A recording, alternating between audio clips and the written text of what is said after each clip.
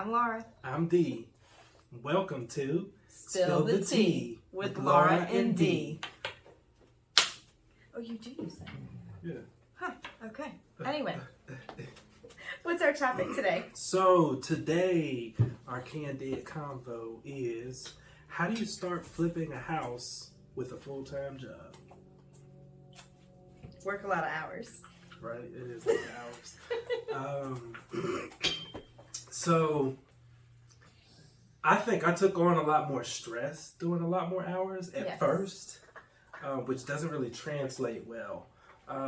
So I actually took a page out of her book and hired my first assistant. Let's see. So I started off with an assistant in the States, and then I had another assistant in the Philippines. And so while I was training her, excuse us. while I was training the one in the Philippines, that's when I had the one out of Texas. Right. And so I think the biggest thing I've noticed is if you're picking up someone overseas, it generally takes a little longer for training. They don't hit the ground running, but they will run. Yes. And then here in the States, they'll hit the ground running, but what you'll notice is they'll start to walk soon.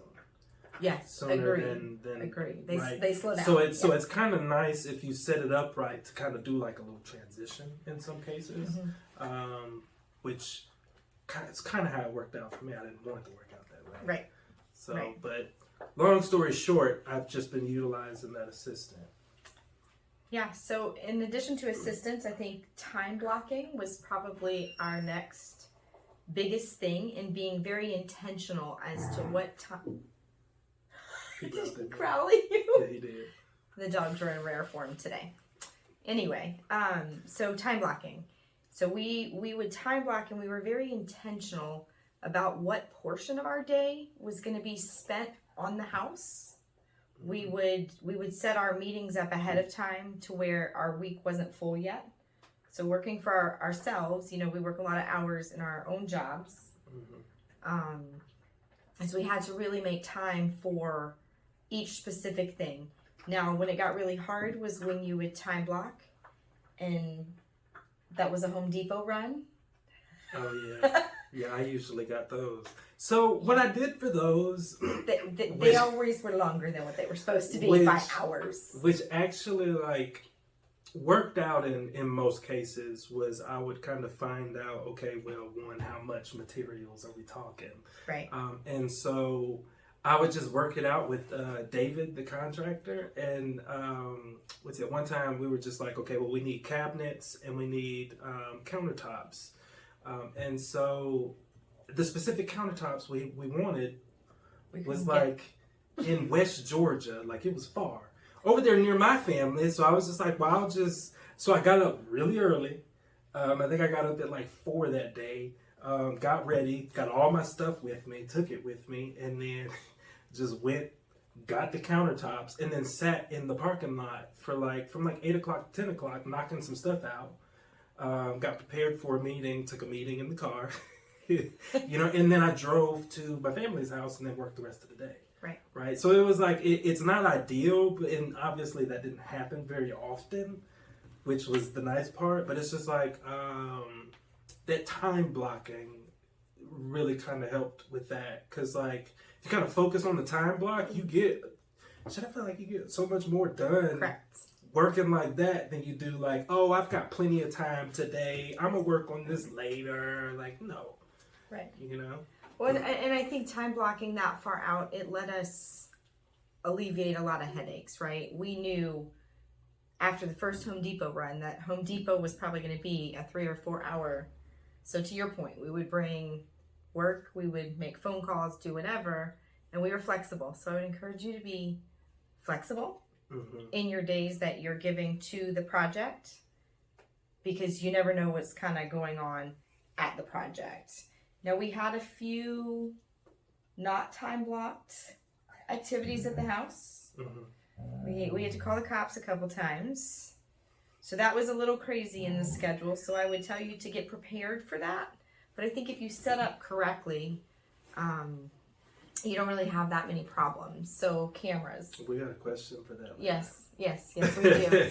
But I would say cameras. So that's a good way to alleviate a lot of unnecessary trips down to the property. Is make sure the area is secure, make sure it's being watched, it's got surveillance on it, and then an alarm system that goes directly to first responders in case there's a fire, in case there's a break-in or whatever. That stops you from having to check on the house. A lot of my renovators, they just have an alarm that goes off, and it goes off on their phone if it goes off, and they end up having to drive down to the property. And a lot of times it's nothing. The problem with those alarms is they don't work great. Mm-hmm. So they just go off, or maybe a shadow, pushes them off or something for movement in the house. Right. So I would encourage you to have a good system to not have to go to the house often for emergencies. We're gonna get one of those things that David has. What's that? Like it's a security camera. You can stick it about anywhere. Okay. And so anytime someone walks up to it, it automatically says, "Hey there, you're on camera," and it like scares the living crap out of you every time. So it deters most anything that'll happen. I'm in. So if you think about it, it's like, okay, well that's a good way to kind of put. We were lucky with ours. I'm sorry, yes. I'm getting ahead of myself. Yes, we were lucky. We didn't have a lot of problems. So how do you use your assistants to kind of open up a little bit more time outside of time blocking? So my assistants have very specific and scheduled tasks. So things that have to be done on a daily basis, for me, a lot of times they kind of take that off of my plate. So while I didn't use my assistants at a high level in flipping the project, what I personally used my assistants for was at a higher level to do the things in my other company that would allow time to free up. So writing newsletters, creating marketing material, putting together social media material, that kind of stuff. I took all of that off my plate, and we actually hired somebody. We hired 2 people. We went through some changes as well, but we hired somebody. She did a great job. She started us off and running. She kind of set the tone for what our social media was going to look like. She was not able to go full time, and my need for her was to go full time. So we went ahead and we found somebody else who is now with us full time, and that was huge, right? Social media takes a lot of time, and if you're in business today, well, you probably should be on social media in some way, shape, or form. So that's how I used my assistants, was just kind of taking those mundane tasks that I could pass off to somebody who I could pay, a reasonable price to take care of those, and it frees up a ton of time for me. Right. So that would be my suggestion. So I used, my assistants were a little more heavily involved with the flip. So I have one that actually does the project accounting now. So she does all of the back end bookkeeping, kind of keeping everything organized. Right. She's like my Louie, essentially. We love Louie. Right. And so then I also have, most of my time was just spent making videos for social media. So to your point, I have an assistant for that too. And that kind of gets rid of most of, to your point, the mundane tasks. So as long as I'm staying ahead of it, I have my time back. I don't have to spend as much time on the flip, and then I can actually work. I can, do stuff around the house, help my fiance get ready for the wedding. Woohoo! So July. Absolutely, man. I'm excited for that. Me too. Me too. Maybe we'll do a podcast or a vlog. We don't really know what this is. It's something that you watch. Girl, this is a vlog. We know exactly what this is. Maybe we'll do one on the wedding. That would be nice. That'd be cool. Yeah, we'll do a video on your wedding. Yes. That'll be super fun.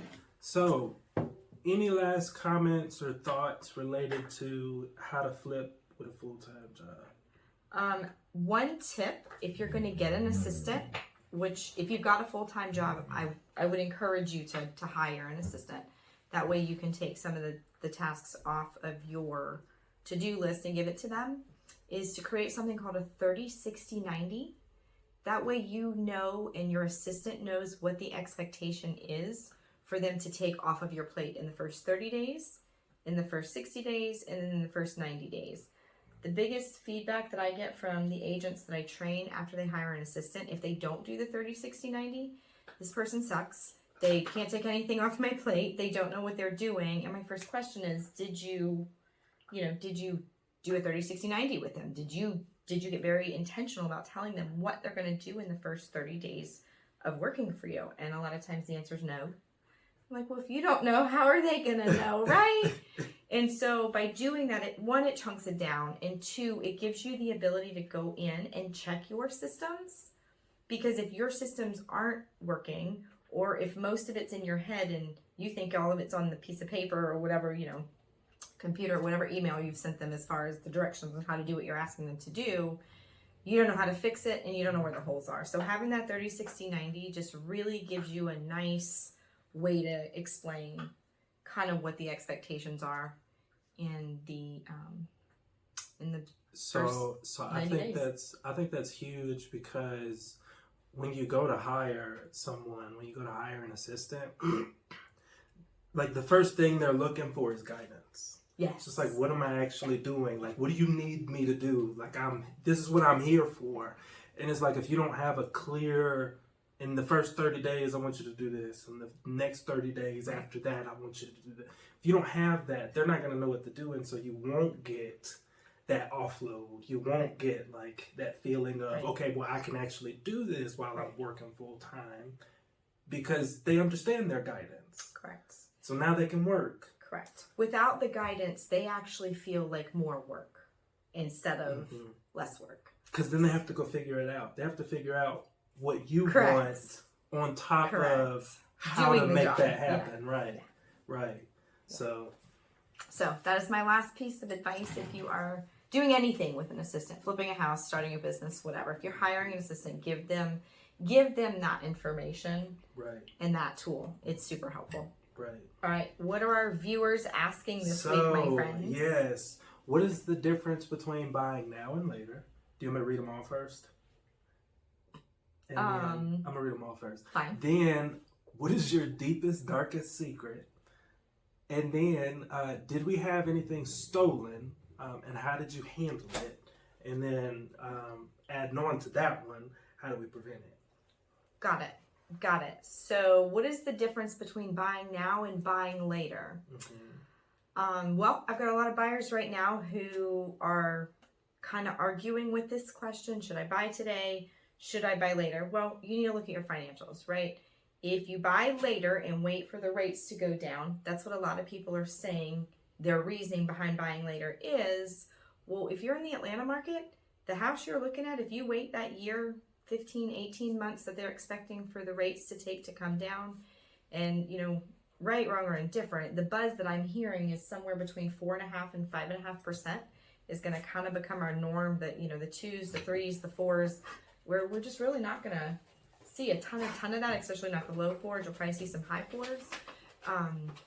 But if you buy the house today, you're getting it for a lower price with a little bit higher interest rate. But I say you marry the house and you date the rate, right? You can refi as soon as that interest rate goes down, you can refi. And all of a sudden you've saved yourself, maybe $300 to $400, $500 on your monthly payment. If you wait, yes, you're going to get a lower interest rate. Well, maybe you're going to get a lower interest rate, but you're going to end up paying somewhere between 6 to 9% higher for the property. And if the interest rates don't go down, the prices are going to keep going up. And if the interest rates do go down, not if, but when they will go down, you're going to have more buyers, which means more competition. We're still not going to see a lot of inventory. Those people that are at 2%, they don't want to buy right now, right? They're justifying staying in that old rundown house because they're at 2.78% interest. So inventory is going to stay low until those folks start having to move. Right? So when the interest rates go down, you're going to have a lot more buyers, which means a lot more competition, and that could look like another 2021, unfortunately. Especially here in the Southeast. So essentially what you're saying, now versus later, if you're waiting for later for the interest rates to go down, right, realistically you're looking at paying more for a house at that point. Correct. A lot more. And the interest rates may not go down enough to really make a difference in the payment, right? So it may not go down enough to justify waiting because the price of the home is going to continue to rise. Right. So But if you buy it now, yes. And essentially what you're saying, if the interest rates do go down, then at that point you refi. Correct. You marry the house and date the rate. Right? Right. When you don't like the rate, kick them out. Right. Oy vey. I love it. I had one more point I was going to say. Now I forgot. Because the phone. That's okay. You want to go to the deepest, darkest secret? I don't have any. Fair enough. Let's see. Deepest, darkest secret. Is it like deepest, darkest real estate secret? That's what I was thinking. I don't have any of those either. But Oh. I'm saying. Let's see. Ooh, I almost bought a dud. Like a house. It was trash. Like trash. Like by the time I finally did, I did enough due diligence and I didn't buy it. That's good. But it was like what was it? The floor was falling. The bathroom floor was falling through. So that's not the one that we jumped over the floor in, was it? No, you weren't there. Oh. Yeah. I was in one where the floor was falling in because we were hanging from the rafters. Oh yeah, no. So that one that had a bigger problem. Yes. That house that house needed to come down. But like it was falling through. Then so the reason I missed it was because they wouldn't open the door to go downstairs into the basement, right? Was there a dead body? Well, see, that's what I thought. That's why I was like, well, I have to get down there before we buy this. Like, I don't feel comfortable about this. But they had barricaded the doors from the outside and from the inside to get down into the basement. So basically, long story short, by the time I got in there, you can see, like, that it was legit falling through. Like, if you look at the bathroom upstairs, even if you walk on it, it's fine. Right. I don't know what they did, but then you go underneath it. They just put some duct tape. Oh my goodness, right. Then come to find out the guy that was selling it didn't really own it all the way. Was a dud. Right. So I think it sat out there for years. I don't even know if the house sold. Oh. I'm curious to go back and look We'll go look. We'll let you know next time. Right. Do you have the address still? No, but I could drive there. Oh, well, there you go. David's got homework. Don't let him forget. Yes, I guess that's the only, like, deepest, dark. I was kind of embarrassed about that one. I don't really talk about it much. I'm trying to think. Because what if I had ended up with that house? I'd have to tear it down. You just sold it too. I'd have to tear it down. Like, I'd have went out there with a sledgehammer. Some lighter fluid. I'm just kidding. Just been a new build. Right. Yeah, no, I just don't have any deepest, darkest secrets in real estate, I don't think. My first house was a dud. I lost it in 08. I did buy in 2004 for $175, my first house. And then ended up... You don't find that anywhere now. No. Yeah, if you can't live in it. I have a $179,000 budget. You want a box? Okay, perfect. I can make that happen all day long. I don't know what street you put in the box. I know. Totally. But I did lose money on that house. I lost a lot of money. So that's probably my most shameful real estate purchase investment. Fair enough. But I don't know that I have a secret. Yeah, I don't know that counts as a dark secret. Listen, it's my I guess most, if we tell it my now, most shameful. if we tell it now, it won't be a secret. It's not a secret. I told it. LOL. All right, last one. Did you have anything stolen, and how do we handle it? We did have something stolen. It was power. We did have the power stolen. And we locked the power box. That easy. Yeah, really. And basically preventing it is going to be finding whatever security system. David, I'm coming for you. Yeah, I don't know. We got to find that thing. You are on camera. Yeah. So, but to prevent it, we did actually think about this when we first started flipping the house. So we were cognizant of the amount of material we purchased, right? So we made sure that what we purchased was not more than what inside could handle and the crew could work around. Right. And we needed to be able to cover it, right? Like, it needs to be able to be covered to be protected and not get gross and dirty and full of all that contractor's dust. So we did that. We did put some stuff in the crawl space. So getting a nice, clean, fresh door that's shut on the crawl space With a lock on it, right? was the big deal. But really and truly, the only thing we really did have stolen was power. And had the neighbor not called and told us that someone was charging, and they were taking a lot of power. They were charging a generator. Yeah, overnight.